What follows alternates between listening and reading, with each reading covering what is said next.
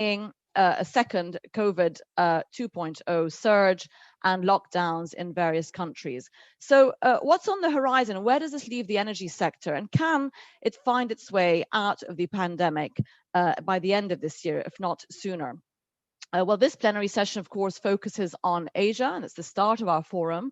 And now I'm delighted to introduce Ms. Mariette Westerman, Vice Chancellor of NYU Abu Dhabi, to deliver the welcome note address. Mariette, if you could please switch on your video and your mic should be unmuted for the presentation. Thank you and welcome. Good morning and thank you, Diala. And to all of you, welcome to the 11th UAE Energy Forum, which, as you heard, this year is really the first global forum on energy since the advent, now a year ago, of COVID-19. My name is Mariette Westerman, and I am, as you also heard, the Vice Chancellor of New York University, Abu Dhabi. The university would normally be your host in Abu Dhabi for this very dynamic annual forum on the energy outlook for the year ahead. And I very much hope that in 2022, we may welcome all of you back to our beautiful campus on Saadiyat Island in the UAE in Abu Dhabi. We are delighted nonetheless that our partner Gulf Intelligence decided to take the event online this year, so we can travel virtually from the Middle East to Europe and from Asia to the US in lectures, fireside chats, roundtables, and interviews. It's a great program. Now, I'm a historian of art, not an oil or energy expert. So given the outstanding expertise on the impressive roster of participants, I am not going to venture any projections on the price of oil, the future of shale, or the prospects for nuclear power or renewables this year. I just look forward to learning the latest about all of these things as I can be with you the next day. I will say something about the relevance of your conversations in the forum and of your industry, the energy industry, for higher education and for NYU Abu Dhabi. And it's something I want to say about universities. Even though many people, including I think all of you around the world, really value universities, you cherish the ones that you attended, and maybe you hope that your children will have the benefit of a university education. Despite all of that, we know that universities also sometimes come in for a lot of criticism over the years. Some employers think universities don't prepare students with the right skills. Many parents think they're too expensive. I'm a parent with kids in universities. Some politicians even think universities don't expose students to all the right views. And I've even over the years heard people attack universities because they trust in science. I am lucky to be leading this particular university, NYU Abu Dhabi, here in this country, as the UAE government believes in the power of knowledge and truth seeking. And we're very glad that His Excellency, Mr. Al-Masroui, Suhail Al-Masroui, always supports this event, in fact. Let me say something more about that in the light of the pandemic. Attacks on universities were quite virulent up to 2020. But I think that the pandemic may be turning this tide of skepticism about our knowledge institutions, our universities. It is thanks to inventions that came out of universities over many years that the world of science was ready to pounce on the coronavirus genome as soon as its sequence was posted online just over a year ago this week, January 11, 2020. All of us humans will forever owe a great debt to the scientists in China who sequenced the genome so quickly and made it available to all the world.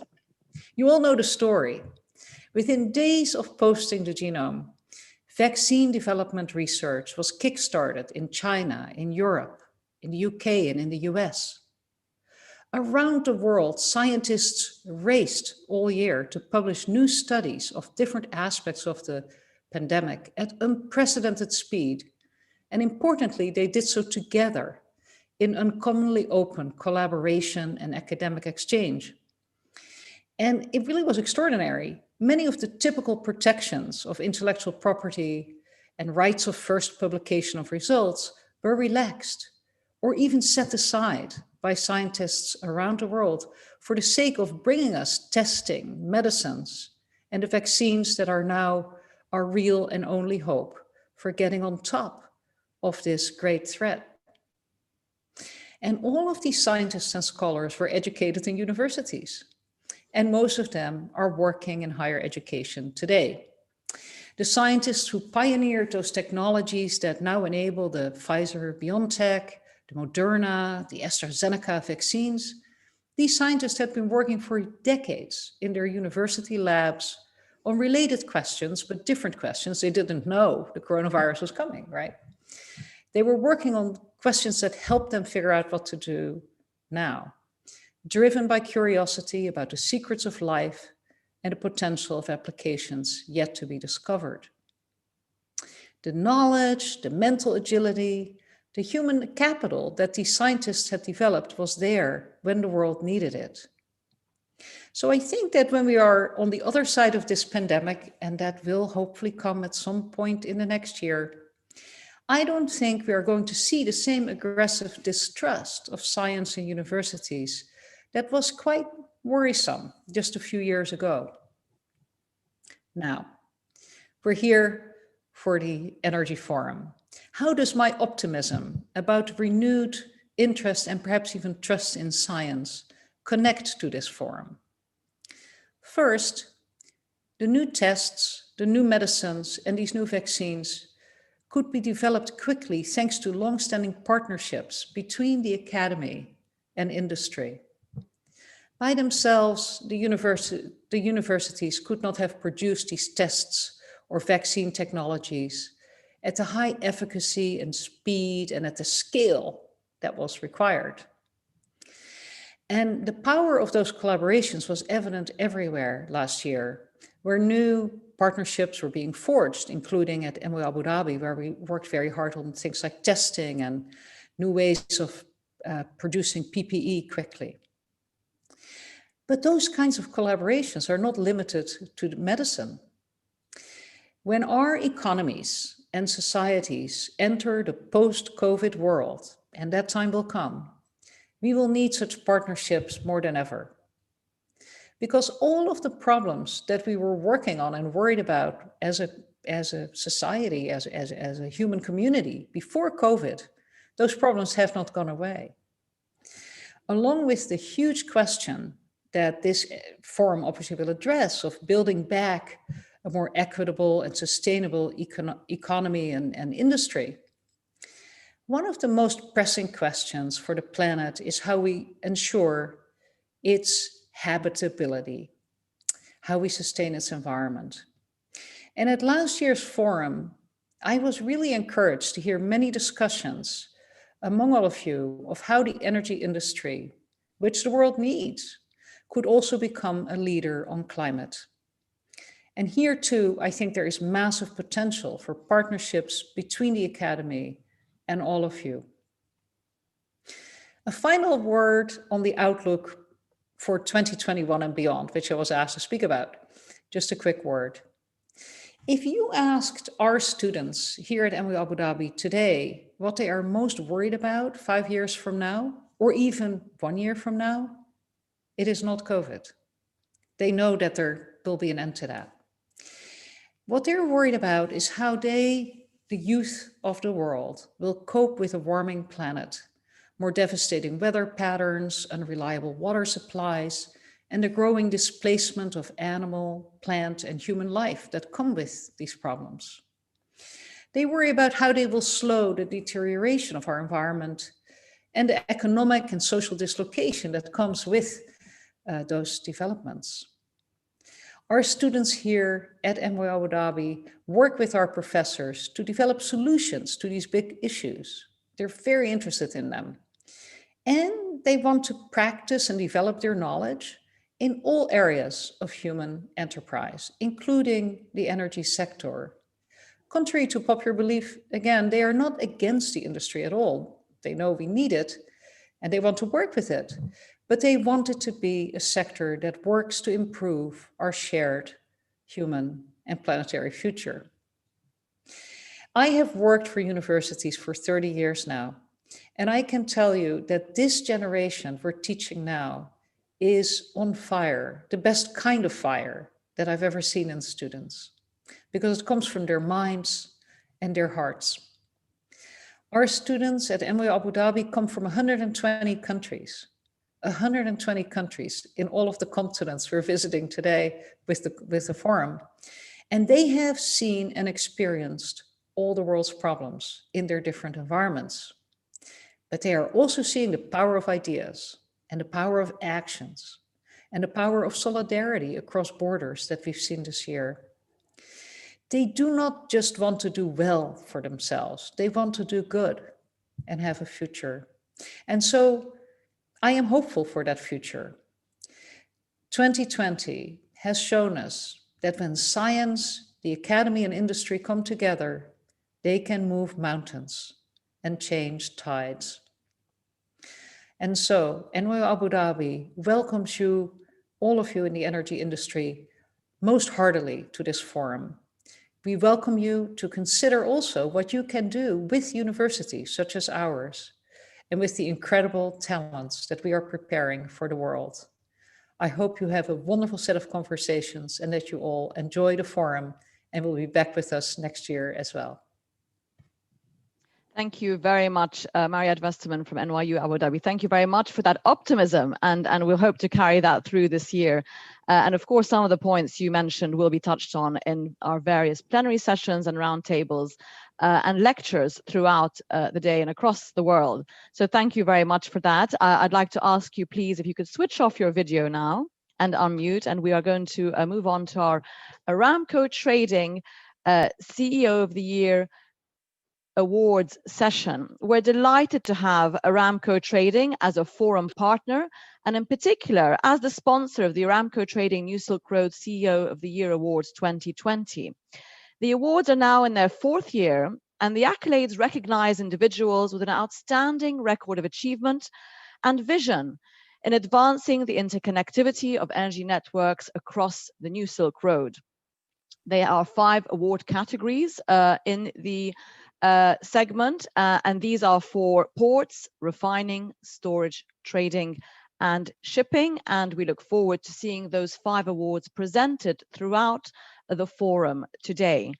But first, please join me in welcoming Mr. Ibrahim Al-Buranin, President and CEO of Aramco Trading Company, to deliver the industry welcome note. Your Excellencies, ladies and gentlemen, it is an honor to welcome you all to the Aramco Trading session and the presentation of the New Silk Road CEO of the Year 2020. The COVID-19 pandemic has meant that, unfortunately, we cannot meet in person as we do every year. But at least technology has blessed us with the opportunity to gather today from all 4 corners of the globe and exchange ideas and the outlook of the year ahead. Ladies and gentlemen, after an incredible, challenging year for our industry, I think we need a reason to feel hopeful about the future. I have 2 reasons today. The first is that we start 2021 with not 1, but several COVID vaccines approved for use. This points to a V-shaped recovery for commodity prices, which we have seen kicked off in recent weeks. Of course, the big question for oil is when will vaccine be distributed widely through to make a difference? That said, I am optimistic that the market will recover faster than what we initially expected. The second reason for my optimism about the future is the 5 brilliant executives that we celebrate today as part of the 2020 winner for the New Silk Road CEO of the Year, which we are all proud to host with the government of Fujairah. Much of the economic renewal of these ancient trade routes east of the Suez is being built on the foundation of the physical energy, with 60% of the oil and gas exported from the Middle East now destined for the Asian market. It is precisely the emergence of this critical energy corridor over the last few years that the new Silk Road Award are designed to celebrate and recognize the key industry architects that have made it possible and continue to do so. This was never more pronounced than in this last year of global pandemic, where the international energy market threatened to freeze up under pressure of one unprecedented challenge after another. And yet, the key component of delivering energy to everywhere it was needed every day, trading, storage, refining, shipping, and ports, was in large part achieved due to the visionary work of our 5 award recipients. While I don't want to steal the thunder from the International Steering Committee members, who will shortly unveil the names of the winners, I will state they are skilled engineers, talented traders, and dedicated public servants. But above all, they are leaders. In our industry, leadership really matters. We operate on a global scale. The decisions we make can affect the life of literally billions of people. Our winners have consistently got it right on the big decision. Each of them has a vision as well as a strategy, and each has built a culture as well as a team. Together, they are helping transforming the global energy system, channeling jobs and prosperity on the rebirth of these ancient trade routes linking China, Africa, and the Middle East. Aramco Trading was born and raised as part of this transformation from west to east. We are proud to be one of the actors that has played a big part in developing the framework required for enabling energy to flow from where it is produced to where it is being needed to drive economical expansion for the benefit of many. We have experienced significant growth ourselves in recent years, starting in 2012, with trading around 700,000 barrels per day of refined product, and now we are operating closer to 5 million barrels per day.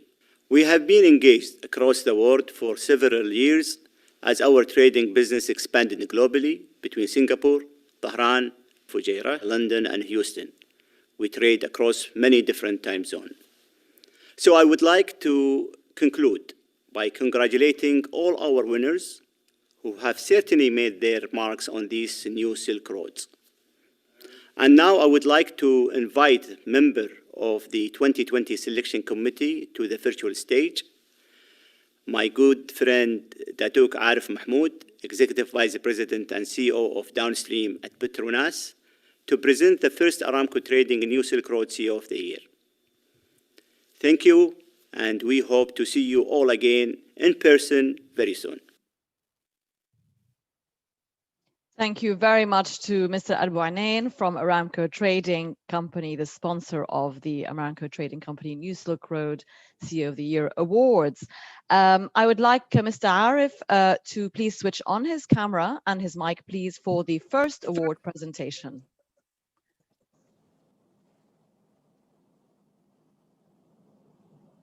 All right. Can you see me? We can see you. Thank you. All right. Now it is my pleasure to introduce the winner. One sec. Of the 2020 Aramco Trading New Silk Road CEO of the Year. Still working. No. We have some interruption Sorry, there. I think Arif. We can hear you. We can hear you.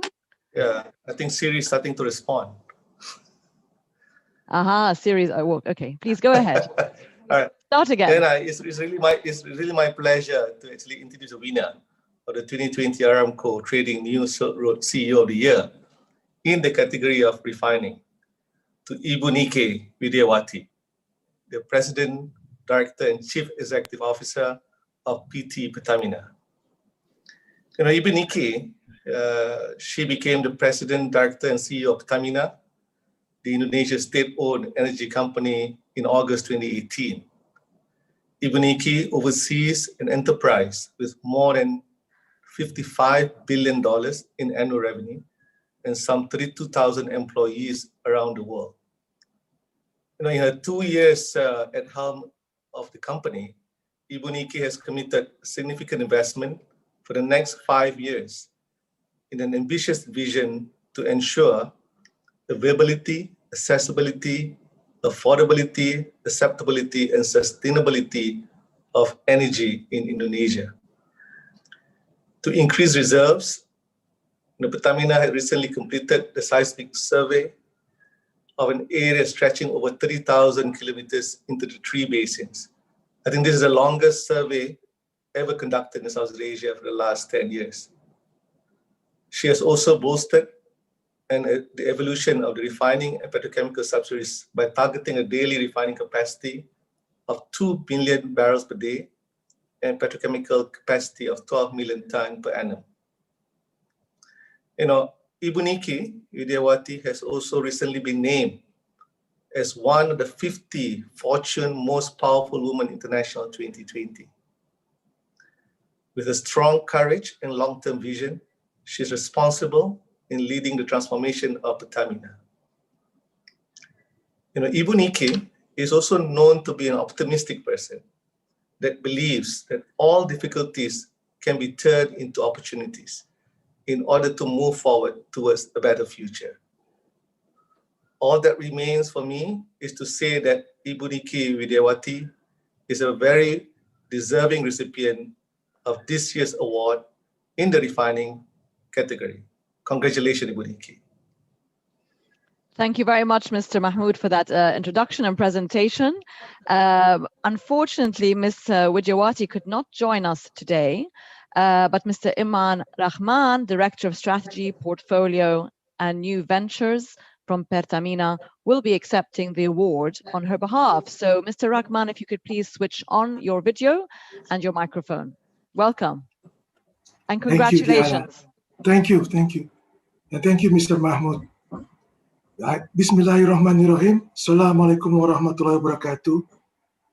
Good morning, distinguished ladies and gentlemen. On behalf of Ibu Nike, I would like to send a sincere gratitude for attending this webinar today. And I'm truly honored to present Ibu Nike Widiawati, our CEO of Pertamina, to receive this award, the Aramco Trading New Silk Road CEO of the Year Award 2020 in the category of energy refining. This award is the result of the Pertamina employee hard work. In 2020, all of us, including Pertamina, was affected by the triple shock due to the COVID-19 pandemic, namely a decrease in the world crude oil price, a decrease in domestic fuel consumption, and a movement in a dollar exchange rate.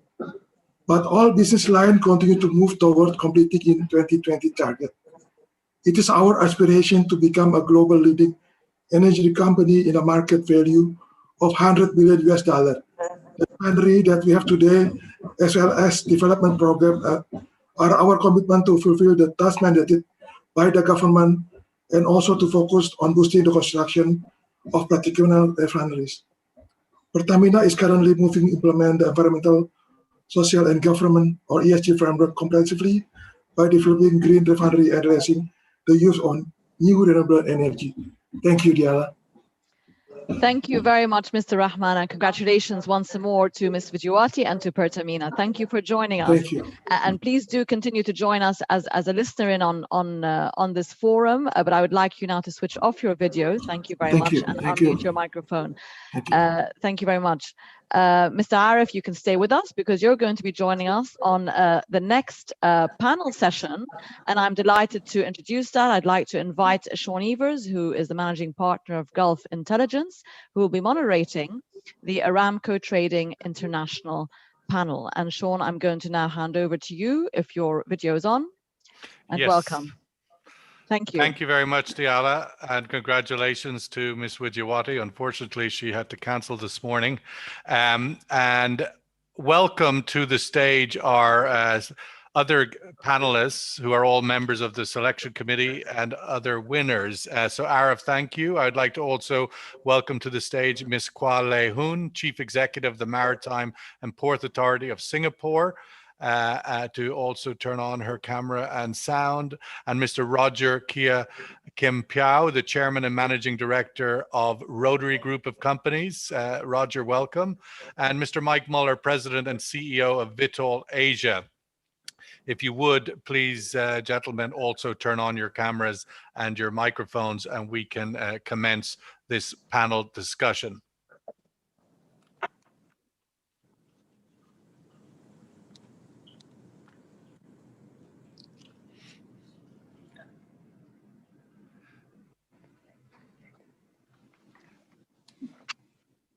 Thank you, Roger.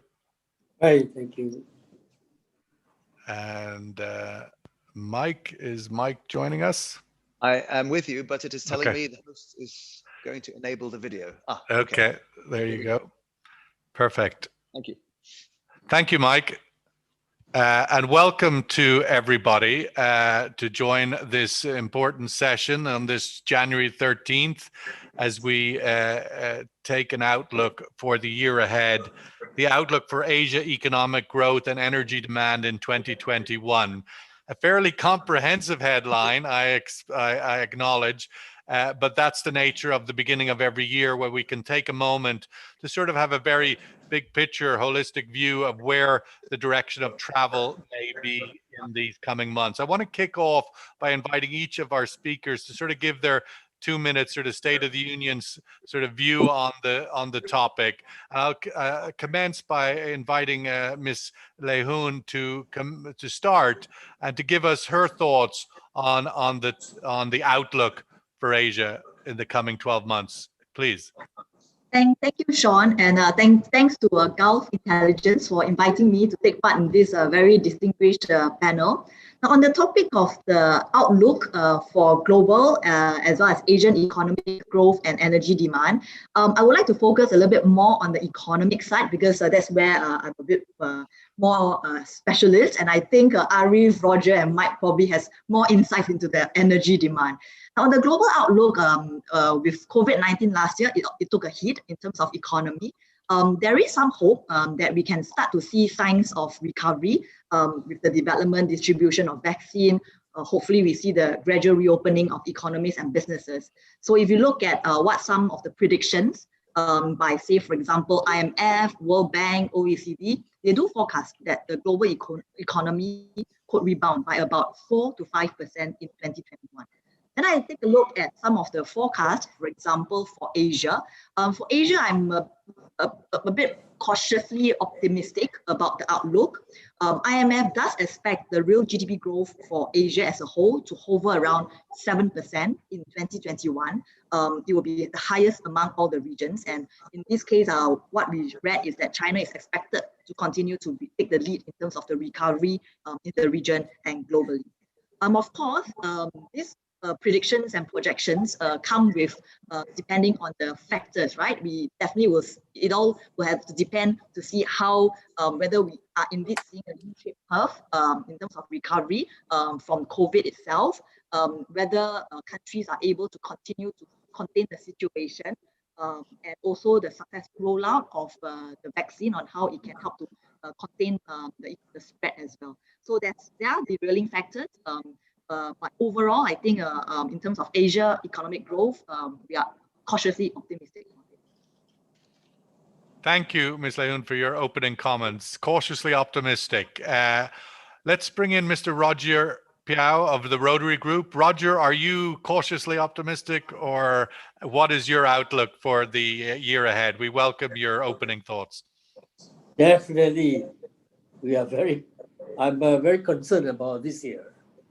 Well, 2021 will be a year of transition, but also opportunities in the energy market. And the pandemic has accelerated our adoption of technologies, and all of us have to manage our business in this new normal. Increasingly, there has been a focus shift into newer power, either through low carbon fuel, LNG, solar, and other means. This transition fuel will help bridge the gap between fossil and carbon-free fuels.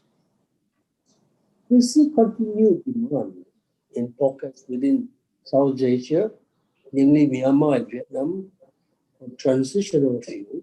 However, for countries like Singapore, Thailand, and Malaysia, the LNG market is growing exponentially.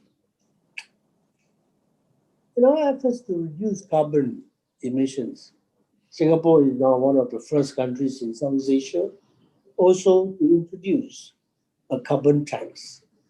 The concerted shift towards a net zero carbon economy will be a reality of all stakeholders in the near future.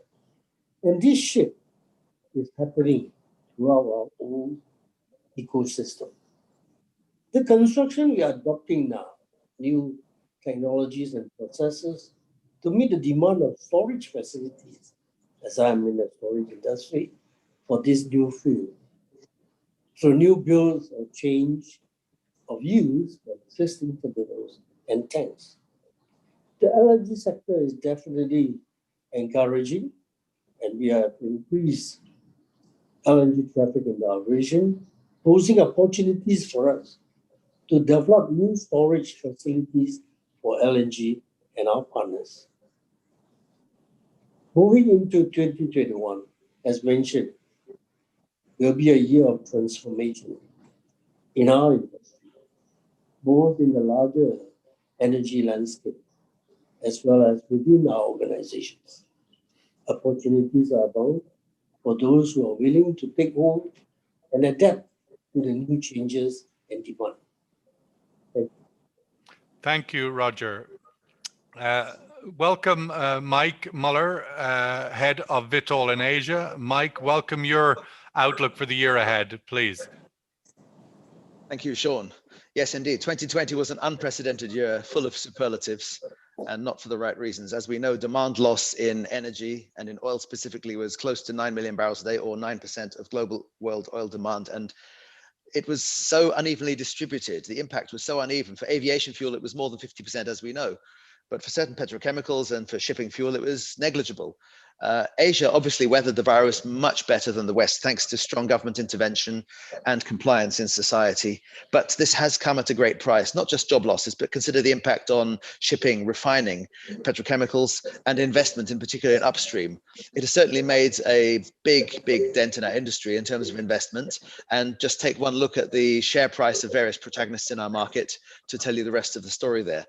This challenge was met by an unprecedented supply response by the group we now refer to as OPEC Plus, with Saudi Arabia and GCC partners, and of course Russia playing the lead roles in this. And the discipline with which they managed to respond to this challenge was admirable, and the cohesion amongst this OPEC Plus club is the reason why the market has rebounded to the levels that we have not seen. We're now around $57 per barrel for Brent, levels that we have not seen before the virus really came home to roost, which is something like 10, 11 months ago.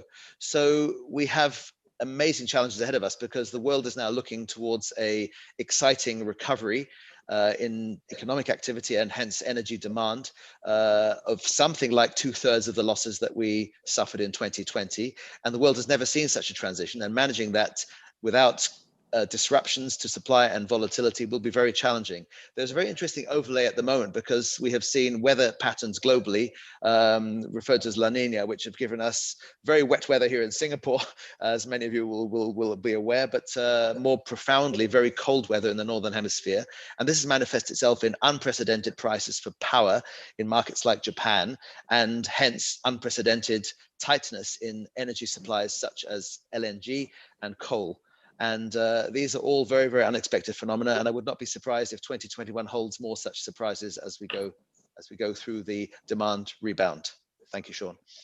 Thank you, Mike. The year of surprises, another one. Oh no. Arif, please welcome your opening thoughts, CEO of Petronas Downstream. Thank you, Sean. I think a lot has been said, and I mean, people talk about 2020 in multiple terms, unprecedented. It's a loss year, a great reset in a year of energy transition. A lot of countries are putting net zero carbon targets. Companies are doing so the same. So things that were going directionally in the right direction somehow get accelerated. And then we're seeing oversupply and demand disruption.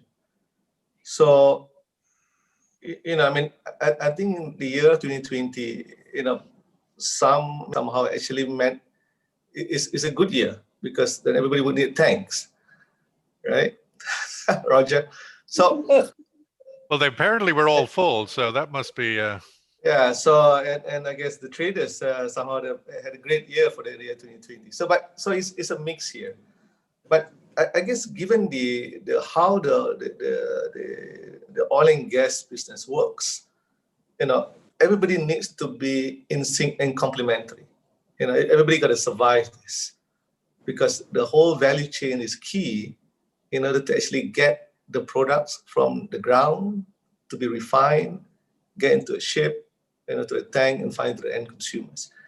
So I think, unprecedented in the sense that if you look at 2020 at the peak, we're seeing in Malaysia, for example, a demand disruption on the retail front of close to 60%. And aviation went down by 90%. So we've seen some recovery towards the end of the year. So we're now closer to 85%, 90% of what we saw in 2019. But, I mean, the thing is about 2021, I think recovery, especially in this region, will take a little bit more time, because the vaccine, access to the vaccine will not come through in this region as fast as maybe in the more advanced country. Malaysia will only get this vaccine maybe end of Feb, and we're talking about potentially by towards the end of the year before everybody gets vaccinated. So I think people are going to be very cautious. Economy, a lot of being impacted. So people are not going to be spending. So demand will take some time to recover. And we've seen also the impact of this energy transition and the low margin, especially for refining, that some refiners are just not able to sustain. We've going to be seeing potentially maybe 1 million barrels per day disappear of refining capacity in this region. As much as that's impacting the people who's having the refineries, but it's also opened up opportunities for the new refiners from Middle East to have a home in Asia, for those who have access and refining capacity to actually put a product in the market. So I'm hopeful that at least, I think towards the second half of the year, that we should see, hopefully margin improves. But I think just moving forward also, just to have a refinery by itself will not be something that's sustainable. This whole integrated complex of refining and petrochemicals will have to be something that we need to focus on moving forward, and really getting into very efficient operations, both from ability to manage costs and also emission emission into the atmosphere. So as a company, we've set targets of net carbon zero for 2050, but we also set another target of 30% of our revenue coming from our non-traditional business by 2030. So clearly there's a need for us to diversify, leveraging a lot more on digital, and also capitalizing some of the new potential opportunities due to this energy transition. And as you can see, the spot prices of LNG, I'm hoping it to weather us for a while, for at least the first quarter, when if we've never seen the prices went up that fast to that high in a short period of time. Well, if you take the calculation of the old-fashioned oil index for LNG, oil prices are going up to $300. So, that's irrational exuberance, perhaps, but it is a bizarre moment when LNG spot is where it is. Before we move to a sort of open conversation with the panel, I'd like to give the audience an opportunity to voice some of their opinion with the first survey question of the day, which is to tackle some of the optimism, perhaps, and what will offer the biggest headwind to Asia's economic recovery in 2021.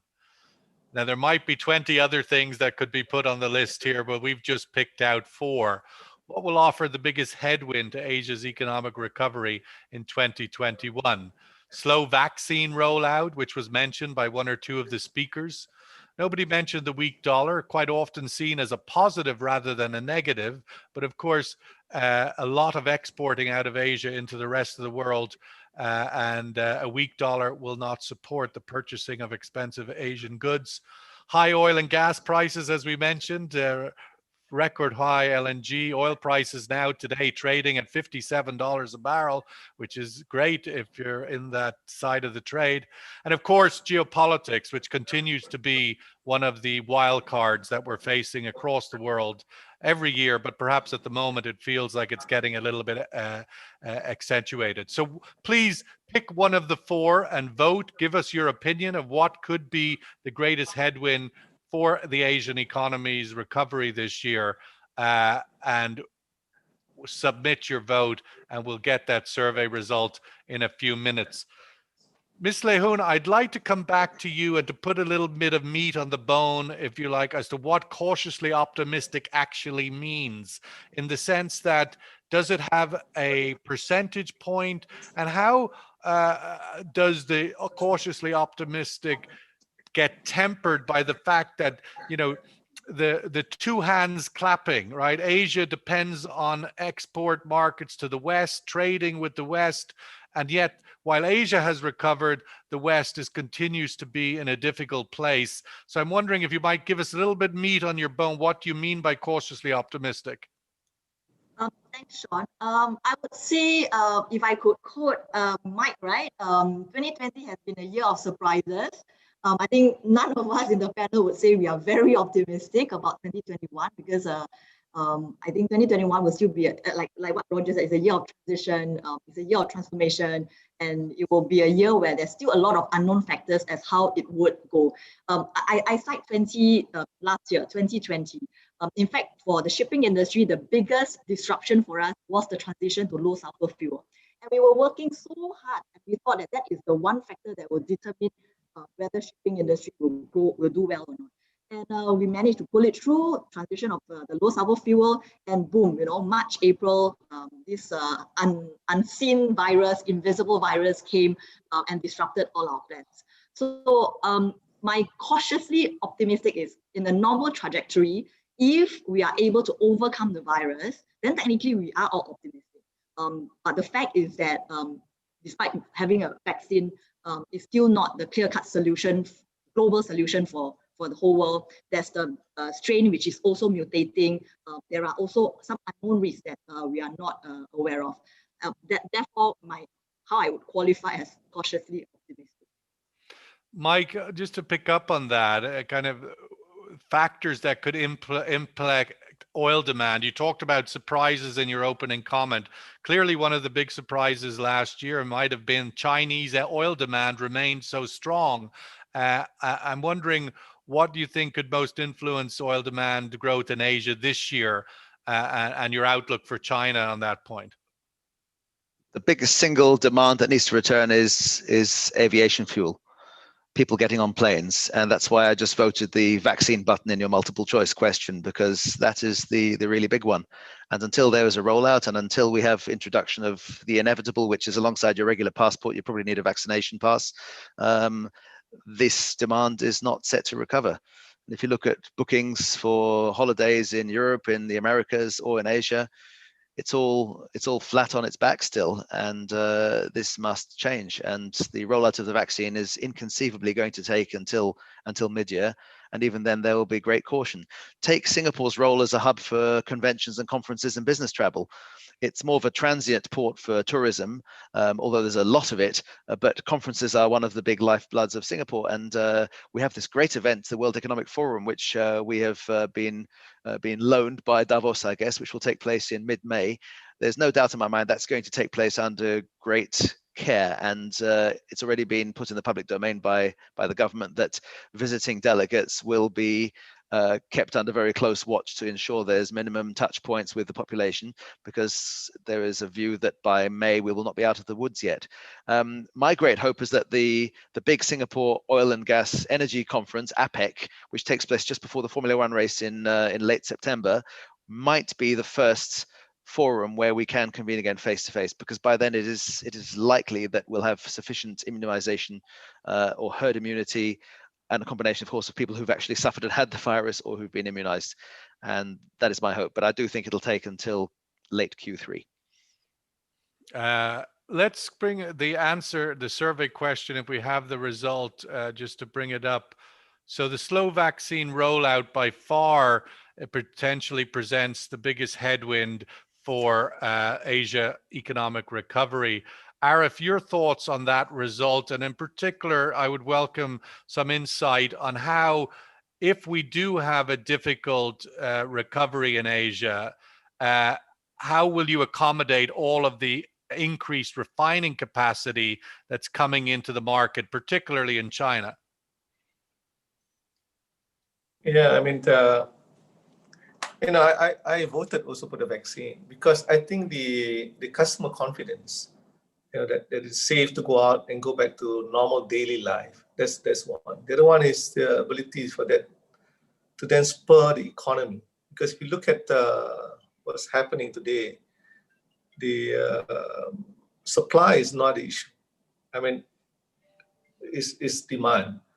Until real demand actually comes back, and real demand will only come back when there's confidence that people can actually go out, travels, and do their normal daily lives. So I think the short term what's happening in 2020, I mean, people capitalize on the low oil prices, for example, and fill up the storage and kept in, because it's always that we've seen in oil and gas that the price will not stay long. There will be recovery. So people do want to actually capture that opportunity. But it comes to a point when it comes to 2021, those tanks are going to be filled. I mean, then it's going to be actually utilized. So I would agree with Mike that airlines needs to fly. I mean, otherwise the economy will be confined to only within the country, or within So and for a region like Asia, we are dependent on the region, not very much on the individual, like Singapore, Malaysia, Indonesia. So the fact that we've I think recently we've signed the agreement, the RCEP, right? That essentially the drive is to open up the region. RCEP actually gives you access to 30% of the world population and 30% of the world economy. So it's one single largest region. But we can't call it a region unless movement of trades and mobility can happen.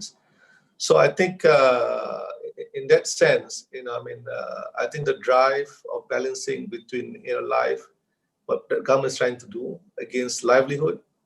So hopefully livelihood gets there once a vaccine is being rolled out, and people get back that confidence to go back to normal life. Until such time happens, I think it's going to be volatility in the market will be there. And if you can see today in the second wave, third wave of this COVID, Malaysia, for example, is back to full lockdown. Right? We see UK in a full lockdown. So this kind of phenomena of trying to open up and closing back and open up is not going to be sustainable to actually get to spur the economy. So I think that's why I think it's super critical that this vaccine do get rolled out and regain that confidence that people can go back to the normal life. And on that particular point, just to come back to the sort of push you on the refining capacity. I mean, China in this cycle, in this moment, are going to add about 1.5 million barrels of capacity this year. Yet demand increase in Asia certainly will be struggling to meet that. Is China going to secure more and more market share, be the refining, the product supplier of Asia? I think that the strength of China, because of the market size it has.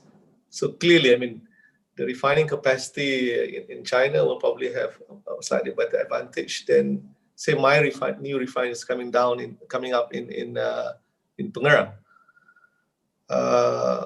But I think, but there's also going to be refineries that are going to be retired. I think there'll be a sweet spot where, hopefully the price of the products, allows you to have enough margin to actually operate. But I think, like what we're trying to do in Pengerang is also not to be just dependent on the petroleum products. I think the demand for petrochemicals, there is a bit of setback, but I believe that's going to be recovering. So integrated refineries, complex refineries will still be the winner. It's against some of the older refineries that's no longer as efficient as it can be. So we'll see new refineries like the Jazan refineries coming from Saudi. So I think it will take time. I don't think it's going to be, you're not going to see a great year for 2021. But I think you need to just, I guess, have the resilience to just get through this for a couple of years before you actually can see real demand coming in and pushing up the margins required for the refiners. Okay, Roger, there was a talk, certainly in this presentation, but also throughout last year, that those in the terminal storage business were having a great year. Contango delivered margins for everybody in that space. I'm wondering, what's your sort of reflection on 2020? Obviously, you're a builder of storage, and we saw in China, of course, the continuous development of more and more capacity. What does the legacy of 2020 feel like from a storage point of view, and what is the outlook, do you think, going forward? Well, 2020, the opportunity was there. But as we all know, that tanks cannot be built within a few months. It takes us like except in China, it seems. Yeah, it's impossible for us to build all the infrastructure for the southern surge for contango and all that. So what happened is that, well, the conversion of tank products for storage, and we try to make it better by increasing more value to those kind of rejuvenation and repairs, such as, for example, if you're down a tank, that you say, okay, we're going to value add by increasing another course where you increase the capacity of the tank, if the loading permits. So in that way, we are with a little bit of more work and the flexibility of the schedule, we could increase the capacity of the tank, the existing tank per se. But we can't build like what, I mean, if you say, oh, it sounds like Rotary is having a boom here. It's not true. Because we can't build tanks in such a short period. And also the refiners and all the plant owners, right?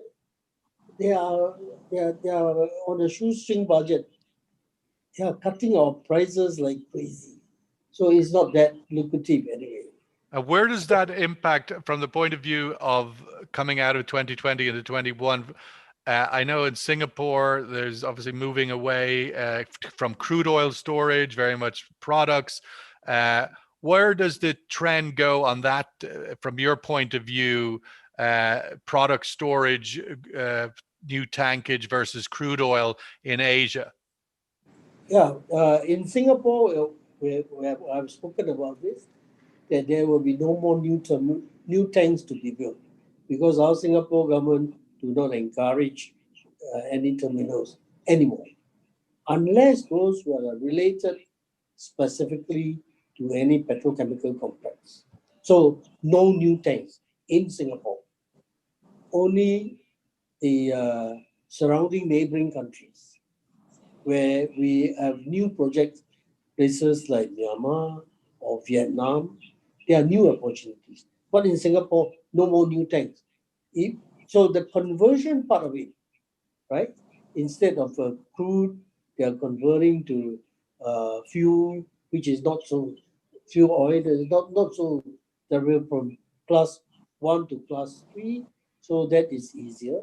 But if for conversion to products, then it will be a different story altogether.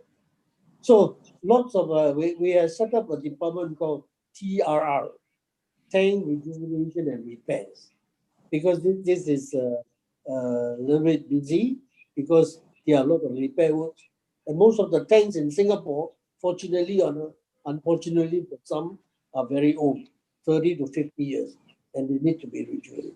That's why we're keeping ourselves quite busy. But I must give compliments to the Singapore government. All of us will, I think all the enterprises are losing money, but the government, heavy subsidy from the government has helped us pull through this year and ready for the transition of 2021. Well, I did hear the Prime Minister on TV over the weekend telling everybody not to get too dependent on that it's not going to last forever, as it will not last forever in the many countries where it exists. Let's bring up our second survey question and sort of blow out this a little bit from the point of view of the time frame. Do you agree with Goldman Sachs that we are on the cusp of a new commodity super cycle? We're seeing right across the spectrum of commodities, whether copper, metals, obviously now oil, nearly $60, LNG through the roof and beyond, agriculture as well. The last time we saw a super cycle of scale in the noughties was a boom for Asia. It boomed on the back of Asia, and Singapore obviously did mightily well on that. So are we on the cusp of that happening again? Beyond the vaccine, let's imagine that the second half of this year does indeed. But even before then, the commodity prices are moving on trajectories beyond the normal. So that's the question. Do you agree with Goldman Sachs that we are on the cusp of another commodity super cycle?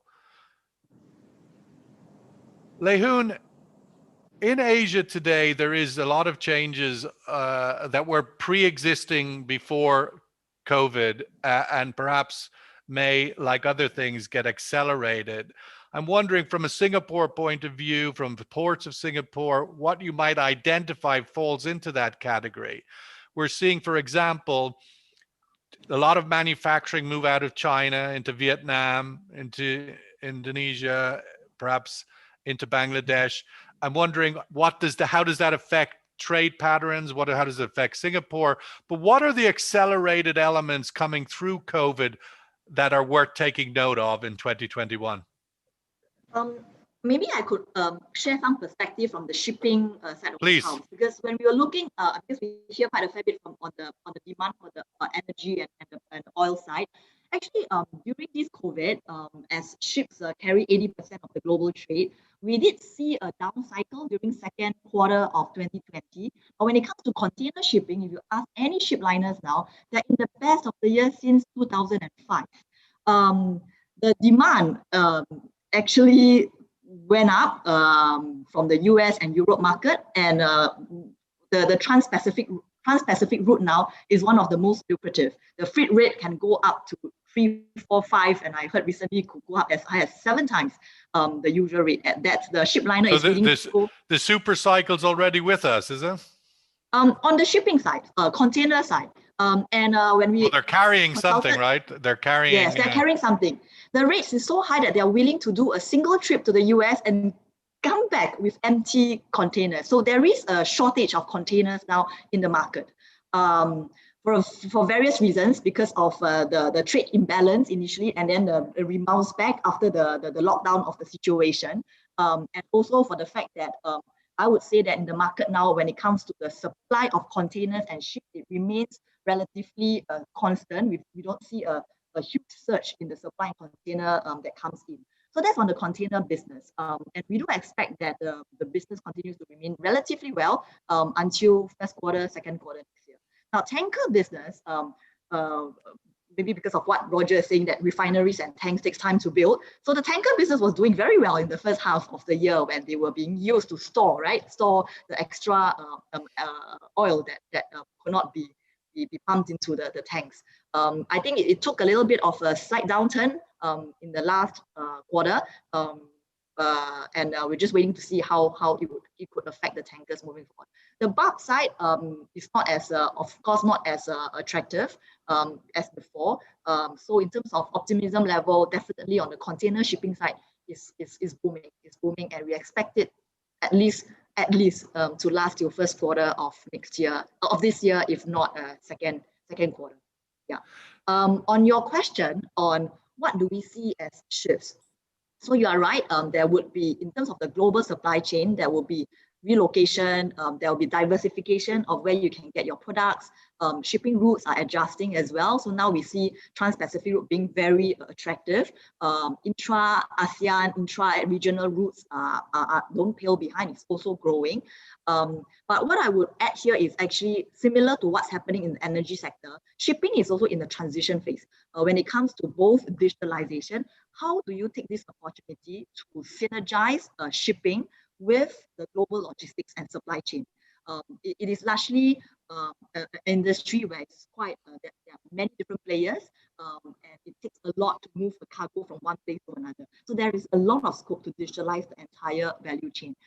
Then second is, of course, on the topic of decarbonization, because of IMO's 2050 and 2030 target. What is the future of shipping, which is still an unknown. So as a bunkering hub, we pay special attention to that. We are working with the shipping industry to see what could be a future ship, and therefore we get ourselves ready as the bunkering stop for these ships. So generally, to comment here. Yeah.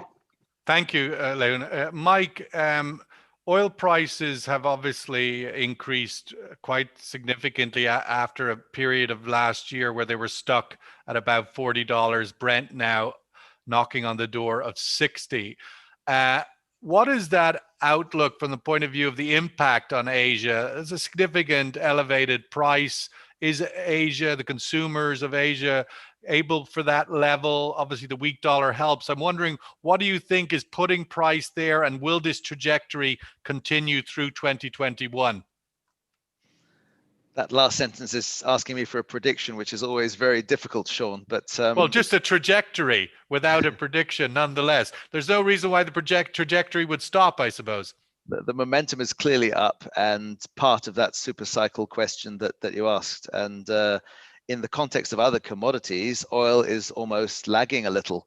Of course, it's also up, but we must constantly remind ourselves that cycles have their ups and downs, and cycles are a function of many things: demand, policy, economic growth, shifting patterns, unexpected events like viruses, and not very importantly also political and geopolitical moves, which include stockpiling and building of strategic inventories. And there's a whole bunch of these factors at play, but the single biggest response to these cycles is investment. And we have seen a woeful absence of investment in the upstream space of our industry.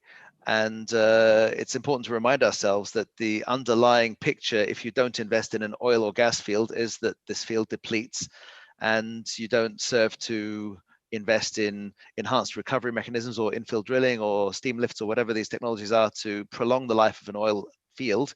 It declines at a typical rate of 5, 6, 7%. And because of this low price cycle and the poor results for upstream companies and integrated oil companies, that investment has been missing many tens of billions of dollars, which is going to hand a little bit more control to the OPEC Plus club, who are the sole reason that the price is now knocking on the door of 60, as you so nicely put it. So, so that drop in capex last year is already impacting the market, even though the physical delivery of those investments wouldn't be till next year or the year after. It depends, Sean. The length of cycles depends on what type of upstream investment you're talking about. If you're looking at a typical deep water project off West Africa, US Gulf of Mexico, or off northwestern Borneo, you have a lead time of 4 or 5 years, and therefore the impact of that lack of investment or deferred investment decision will manifest itself in no oil from that project around 2028, 29 or something like that. But in the US shale, it's a much more prompt response pattern where you're talking months between decisions to invest and production. And it's still not weeks, it's definitely months. But a big factor there, if you have such short lead times, is it's almost like a manufacturing process, and you can hedge it. And in many cases, the lenders to these companies will demand that hedging takes place. And it's no surprise that we have the backwardation in the market now, which is a function directly of upstream producers in the shale domain being forced by their lenders to hedge in 2021 and 2022, pushing down the back end of the curve. So there have been days recently when the front of the market, the spot price we all see in the newspapers, has gone up from, let's just say, $55 to $56. But the 2023 oil price has actually gone down a little bit because that selling pressure is there. And they're saying, thank you very much. I've got $50 plus WTI now. That works for me. And therefore, the response is more immediate in the shale. But the shale is not big enough to influence global demand changes. And as I said before, we lost nearly 9 million barrels a day in 2020 last year. We're expecting to regain in excess of 6 million barrels a day this year. And the overlay that I just spoke about is that there's been an underlying loss in production from traditional, older, aging oil production infrastructure, which means that the world is going to have to draw on more than the existing supply infrastructure to find that 6 million barrels a day. And that draw is going to come from spare capacity in the club of OPEC plus. Okay, let's bring up our survey result on this question of the super cycle. Wow, overwhelmingly yes. The either optimism for the year ahead, or I mean, it does seem to be bedding in. Arif, given that survey result and also this potential cycle, how does a company like Petronas, a big oil and gas producer, position itself? You're nearly compelled to invest those capex dollars in order to be ready to take advantage of this opportunity. Yeah, I think when we were in 2019, when we saw prices coming up, we thought there's some kind of normality. That because in investment that we're going to make, especially in the LNG or upstream, it's a multi-year investment. So you're gonna actually have a view of what the price would be, right? So, and it's getting more difficult because of the impact of 2020 and how bad it is in terms of the impact to the P&L. So at the same time, this whole drive towards energy transition, carbon tax, and financing community, under pressure to not support the oil, so-called the dirty industry. So, the cost of financing and the ability to actually draw some of these things. So people are getting more cautious. So I think even for us, we are very much investing a lot more in gas, because we believe whatever it is, gas would be the transition fossil fuel. But we are also moving towards solar and wind. We're putting about 5% of where our capex is into the renewables. But as you know, this business are not giving that kind of return that we're looking at. And they typically are not priced, they don't sell it in dollars. So, like it or not, we need to transition this. Another areas that we are going to be looking at heavily is also, like everybody else, is hydrogen. How do you make hydrogen available? So with all this, there is a competing, need for replenishment of the core revenue generator for us. But at the same time, that same amount of pool of money is required for us to start investing in new set of portfolios. So it's a constant struggle and balancing of this portfolio that currently we're facing. Given for example, the investment that we just recently made in Pengerang, to try to get that facility just above water and get it to be running. So I think there are many factors that's pulling things not necessarily in the same directions, overlaid by a lot of this energy transition and the need for cleaner alternative energy. Actually, decision on a big investment, requires the board to push for more level of more conservatism in terms of, you cannot say that oil price will be what people used to say, 60 going to 80 and potentially even $100. So what is that numbers? I mean, BP used to say now is what, 50, 55, right? So if that's the environment that we're looking at, and plus the carbon tax overlay on it, it's going to be very tough to find new production space for the upstream, except maybe in the Gulf. So I think it will be in a longer term tight, but at the same time, people are pushing for new alternative energy. So I think it will be a space that even for us, that we are looking, as I mentioned earlier, 30% of new revenues coming not necessarily from the oil and gas business that we're in. Diversifying. And Roger, to you on that as well, from the point of view of planning, given that the last time this happened in Asia, in the world, and it was transformative for Asia, is there sufficient investment going on in order to support the capacity required for the super cycle, in order for ultimately that China doesn't be the only one that participates in its benefit, I suppose? I fully agree with Arif that there will be less investments. So from our side, we're always looking at higher productivity, mechanization, to make the capex, to lower the capex, to make it more efficient, to reduce the dollar sign for any investment. This will help people like Petronas or the rest of the oil majors to be more encouraged to go into projects. That's our business. But also the other way is that solar energy. But can we do a lot about solar energy? No, because China is the key player. We get all the panels from them, even worldwide. So we also participated, like what Arif said, we also try to diversify. We try to go into solar energy, but it is so difficult, so competitive. So when we look at all the situation like that, we're just thinking of how we could improve our productivity to help our customers or clients to reduce their costs. That is the only way that we can survive. And of course, also, to train other people, multi-skill them, combine all the resources, specialization. From Rotary side point of view, we try to reduce the cost by becoming more efficient. And the next thing is the logistics part of it. Well, we try to get into investment for depot terminal. Instead of terminal, but we go into depots to cut down the distribution cost from the business to the end user.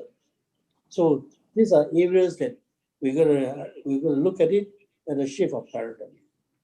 Okay, well, we need to wrap up the session now, and I just want to wrap up with one third final survey question, which is the old chestnut. What will be the average price of Brent crude oil in 2021?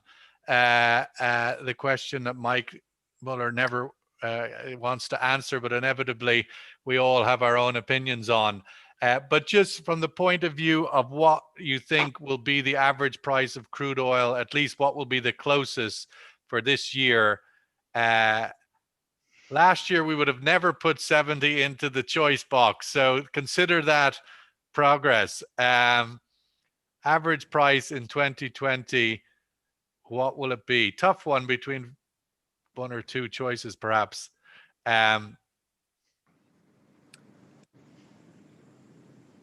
I want to conclude this session, this Aramco Trading New Silk Road CEO of the Year Award session, by inviting Mike Muller, the head of Vitol in Asia, to make the introduction of the award category for ports. Mike?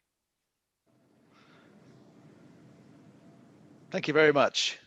It is my pleasure to introduce the winner of the 2020 Aramco Trading New Silk Road CEO of the Year Award in the category of ports. This award goes to Ms. Kwa Lehun, congratulations, Chief Executive, Maritime and Port Authority of Singapore.